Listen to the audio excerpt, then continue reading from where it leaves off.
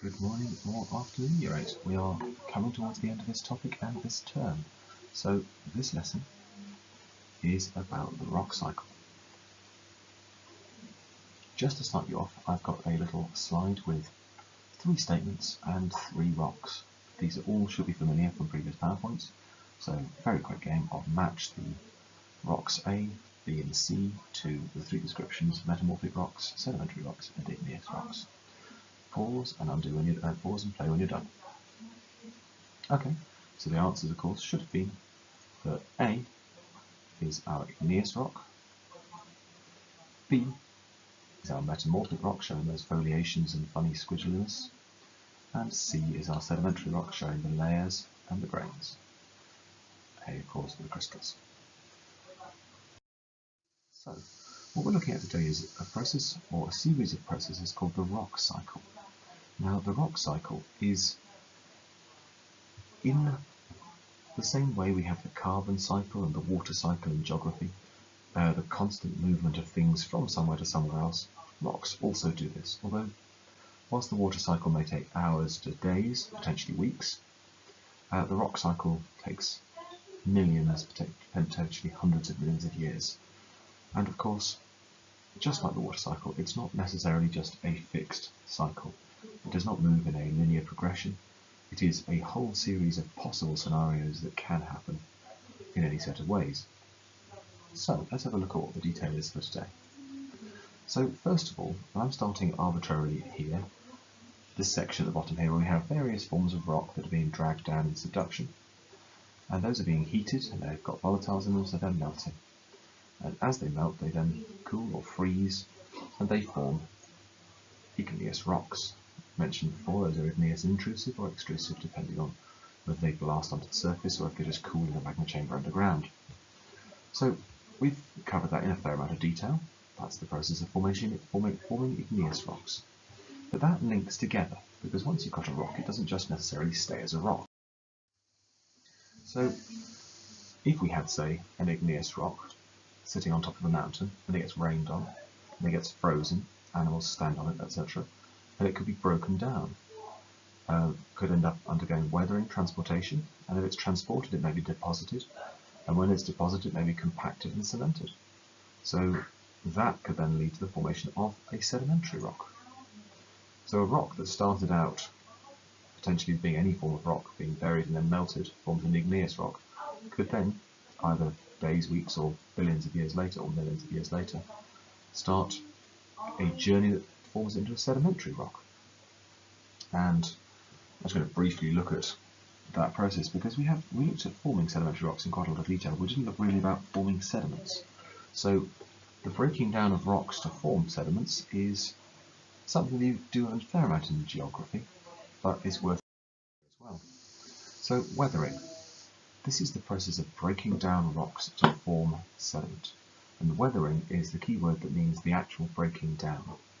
If you encounter the word erosion, that word is weathering and transportation together. It's the breaking down and then moving of the rocks. So that word is slightly different to weathering, and weathering is just the smashing up. So how many ways can you think of that rocks might be broken up? I'll just leave it out in the world. What might happen to break up rocks? So give me a little bullet point list. What can you think of for how rocks are broken up? I'll give you a minute or two.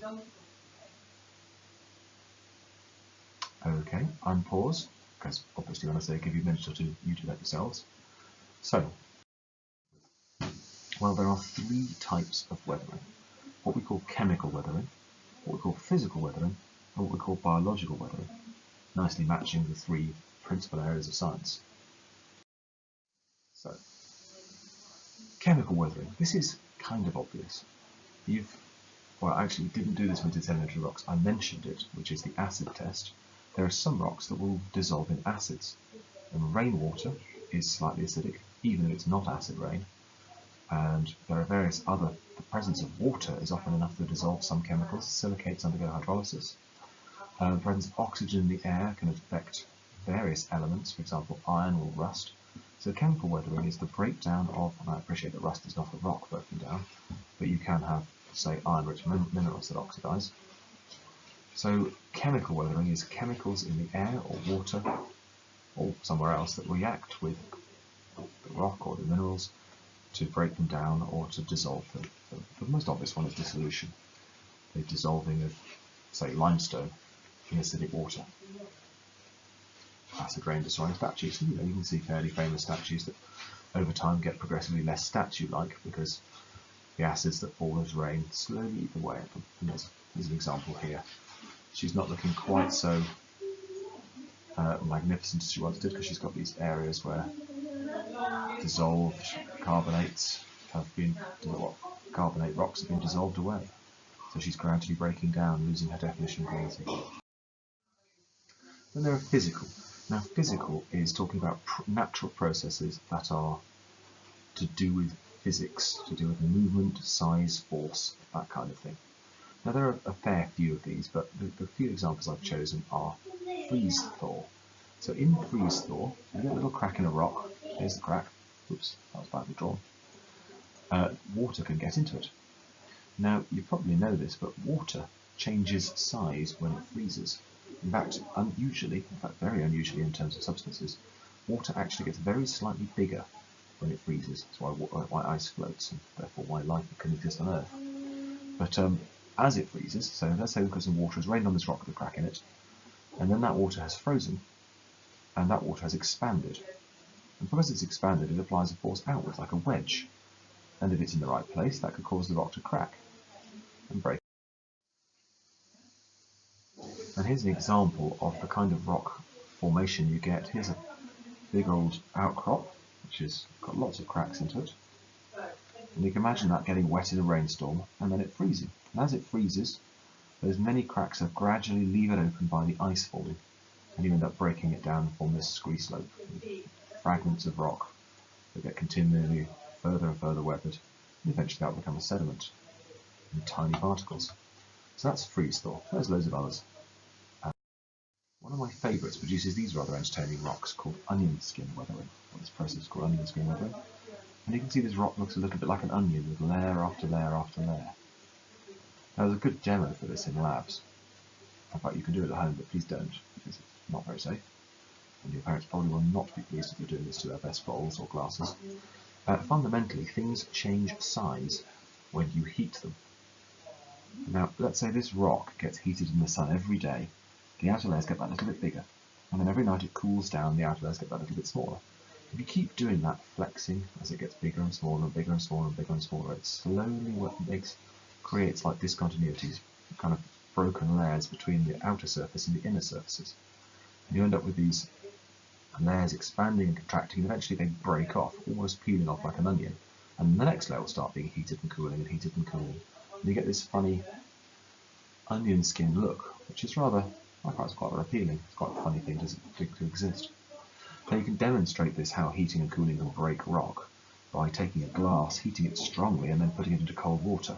It may not break the first time, it may not even break the second time, but you keep doing it, you will smash that glass just by heating it very strongly and cooling it very quickly. Again, please don't actually do that at home without serious parental permission, strokes or observation, because smashing your family's favourite glasses for fun is not good. I tend to do it with chipped boiling tubes in labs because it's dramatic.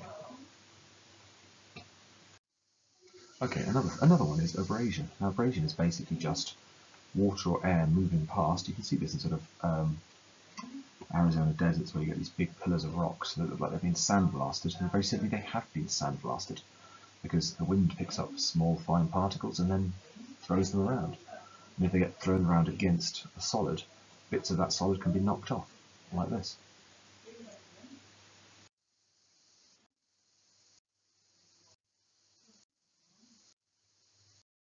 I really ought to animate that. Okay, here's our third type of weathering, and this is biological. So we looked at chemical, we've looked at physical, and biological is basically anything to do with plants or animals. Plants are amazing. A bit like freeze thaw, they can grow into a crack, and then they get bigger, and so they work like natural wedges. You've probably seen people splitting wood by putting a big metal wedge into the top of it and hitting it with a hammer, forcing the wedge in and splitting the wood apart. Trees themselves can do that to rock. A little root can grow into a tiny crack in rock, and then it gets progressively bigger and bigger as the tree builds it up, and that is more than capable of splitting a huge rock apart. You've probably seen like a a bit of grass or something you don't think of being very strong growing up through tarmac. We just had our road resurfaced, and there's already a few bits of plant growing through the new tarmac, just to demonstrate that plants are more than capable of breaking really quite strong things without apparent effort. Of course, it's not just plants that break up the ground. Animals walking over them, crawling through them, digging burrows, and let's be honest, the most industrialised animal at all, humans, can smash rocks up quite happily and on a large scale. So all these forms of weathering will break up rocks and form sediment from them. And then of course there's transport, which is the moving of rocks, and there's lots of ways of transporting rocks that I'm sure you could imagine, without bothering to think about people, because we use all kinds of things to move things artificially. That doesn't really we've got wind blown, talked about abrasion earlier, landslides, wave action, rivers. That's probably the biggest one in terms of geography, looking at river transportation, but that's not the only one by any means. All kinds of other exciting ways of moving rocks around. Wow, that's exciting. So, we looked at melting, forming igneous rocks, and weathering and transportation, deposition and sedimentation. We haven't done much on the deposition because we did that in the sedimentary lesson. And then last off, we're going to take, in this case, a sedimentary rock, we're going to heat it, pressurise it, and we're going to form metamorphic rocks. So we've got a simple three-term rock cycle, which has the three forms of rock, three types of rock forming, by melting and freezing, weathering and deposition, and heat and pressure, or heat and or pressure, of course. Let's be a bit more geologically accurate here. So here are our three forms of rock and the three processes, and this is fundamentally the simplest rock cycle you can imagine. Now I have left off a load of the words because you really know that weathering, that's weathering and transport, deposition, compaction, sedimentation. So all of those words ought to go there as well. I've got heat and or pressure, that's probably enough for metamorphic rocks. And melting and then freezing, you can include like erupting or not erupting, extrusive or intrusive rocks there. But that fundamentally is a very, very basic rock cycle. And let's say I start here, I can work all the way around, and we can see why it's called a cycle. Except, of course, for one minor thing. Now, your teacher may ask you to draw or create a rock cycle. I've got a load of extra things to do in a second, or alternative tasks, and look at your Show My Homework and see which one you're required to do, though I'm sure any of them is probably acceptable. You might want to create a very simple rock cycle to start with these three key steps. But here's the catch. In reality, these three steps are not linear. If I take a random rock, it's not going to next be weathered and deposited and then form a sedimentary rock. That then won't necessarily be buried to undergo heat and pressure to become an igneous rock, and that then may not melt to become an igneous rock. It doesn't follow one after the other.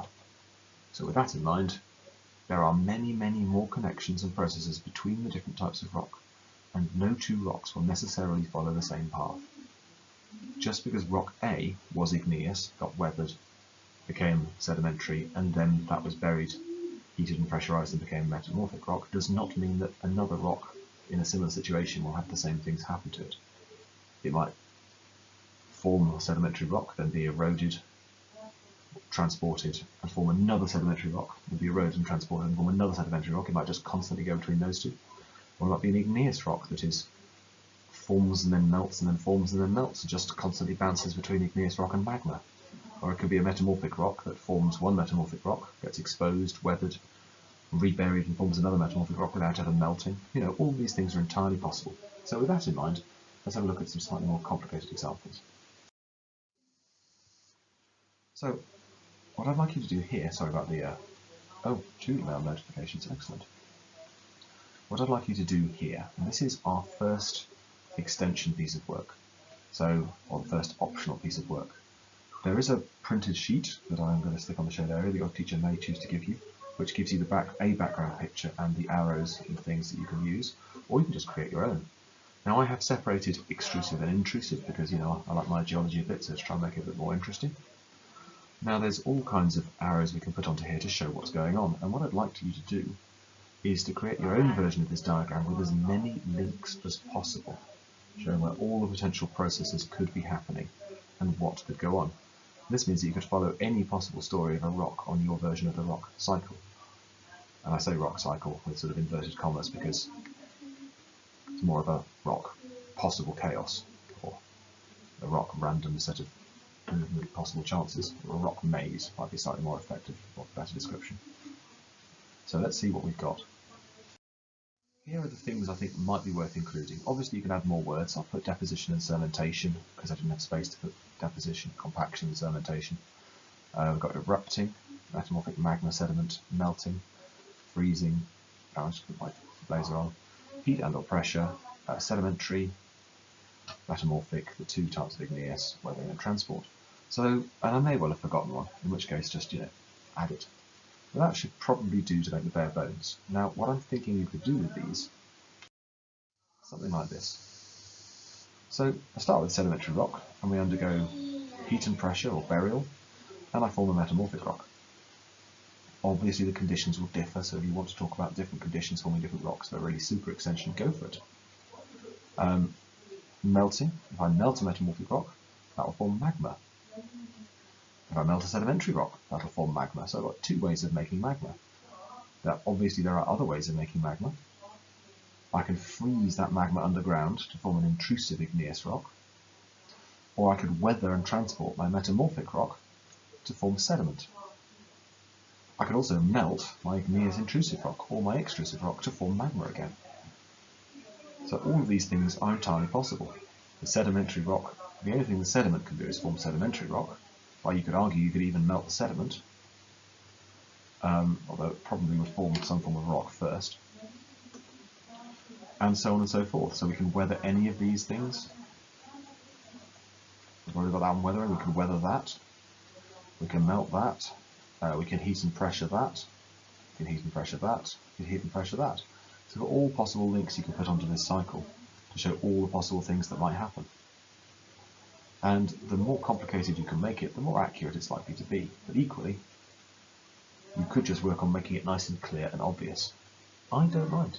So one possible task is use that image and those boxes and those arrows, or design your own, to make a lovely summary of a rather more complicated rock cycle, giving it a bit of reality, rather than just a nice this, then this, then this, then this, round and round.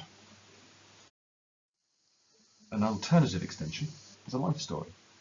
Now, again, bearing in mind you don't have to just go round sedimentary, metamorphic, igneous, sedimentary, metamorphic, igneous, because that's just not how rocks work. You could do anything you like and be creative. If you're a fan of creative writing, you could do a life story talking about this little rock had this happen, then that happened, then it was melted, then that happened, then this happened, and so on and so forth, and do something interesting. If you could possibly include there the keywords at the bottom, that would be an excellent idea, and descriptions of what the rock is like at each stage might be interesting too. Okay. My third possible alternative is the one that I enjoy doing in the lab the most, although I have to say it does cause one of the most almighty messes, and it's the chocolate challenge. It is entirely possible to try and model these processes using chocolate, and there are some obvious advantages to doing this. One, it tastes good and is quite fun, but there are some disadvantages as well. It's quite hard to do metamorphosis on chocolate, and it's quite hard to make sedimentary rocks form, or make sedimentary analogues with chocolate, because it's quite hard to make them stick together without melting. But it is quite fun. The way I would normally do this, though I have to say this is not the best way of doing it, there are lots of good ways on the internet, if you've got to have a look, is start off with 3 colours of chocolate, if you like. I would normally have some plain, some milk, and some white chocolate, and then I would look at making a metamorphic, a sedimentary, and an igneous rock out of all of those.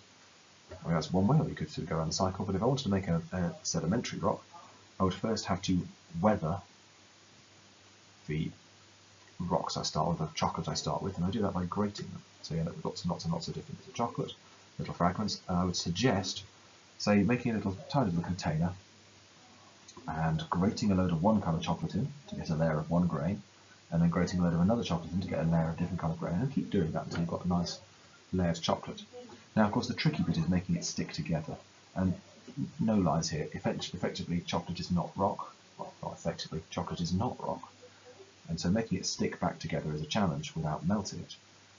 You could deal with this by including something other than just chocolate in it, or you could cheat a little bit and sit on it and use your body heat to, gently melt it, but keep some of that grainy texture. So that could be our first option, gently squashing and maybe using a little bit of body heat to slightly melt the chocolate, which of course is not really very accurate in terms of the rock cycle, because sedimentary rocks don't melt, they use water to reform. But unless you can think of something that will make chocolate stick together without you having to like gently melt it, then I think squashing it hard whilst holding on to it is probably quite good. So maybe wrap your sedimentary grain grated chocolate into a tinfoil ball and then squeeze it really hard, or keep it in your pocket for half an hour, something like that, or sit on it to encourage those grains to stick together. You may find it's quite hard to make them stick, but that's fine. This is only a little silly activity. If you're doing this, please take photographs and maybe make your rock cycle with rather attractive buckets of chocolate or descriptions. A storyboard would look rather nice with your kitchen efforts on it, and I'd love to be able to put it up in science somewhere if they look good. So that's for sedimentary. Metamorphic, again, is a bit tricky here because you need heat and pressure. So really the sitting on it thing should be metamorphic. But we could do a bit better than that. Perhaps we could wrap it in tin foil and put it in a bain-marie, and not heat it too much, put it in hot water, give it a little bit of heat and give it a bit of a squash. This is taking the grated bits, or you could cut them up in some other way, but in some way have them so you've got fragments of rock that you're then heating, again properly in a container, not heating too much. We don't really want to make it melt too much, just enough, and then you can either give it a stir to represent some foliations or process of squeezing the rock, or you could just sort of squash it in its tin foil or whatever you fancy doing to it. Bear in mind this will be hot, please don't burn yourselves. And that can be left to cool in the fridge. And then last off is the igneous, and that's really the most obvious one. Best way really is to put it in a bowl over a bain-marie, so a pan full of hot water, boiling the hot water with the chocolate to melt as if you were making a cake topping out of chocolate. Give it a swirl and then pour it out, pretending it's lava, onto a tinfoil tray that you can put into the fridge to freeze it. And that could be entertaining. So those would be my suggestions for maybe doing a chocolate one. Again, don't limit yourself to chocolate. If you can think of a better food stuff that might work in a more interesting way, I would love to see your creative ideas for the Jelly Baby igneous rocks or something along those lines. Be a bit creative. I mean, sugar might work quite nicely, because you could of course make toffee by heating it, and you might be able to recrystallize it having dissolved it or partly dissolved it to make sedimentary rocks. Have a look, maybe use the Google, come up with whatever you fancy, and that could be a third possible option for representing the rock cycle. Right, that is pretty much all the suggestions I've got. I will be suggesting to my group that they do either the chocolate rock cycle, and I'll give them the option of those three activities: chocolate, extended writing, or the more complex diagram, or any combination of the above. So summarise, have a look, and create something awesome. You may of course also get given exam questions or Google questions or a quiz or two. Brilliant. Well, thank you very much for listening, paying attention, and we're moving on to the carbon cycle and climate change in our next lesson or so. So take care, Year 8, all the best, and stay safe.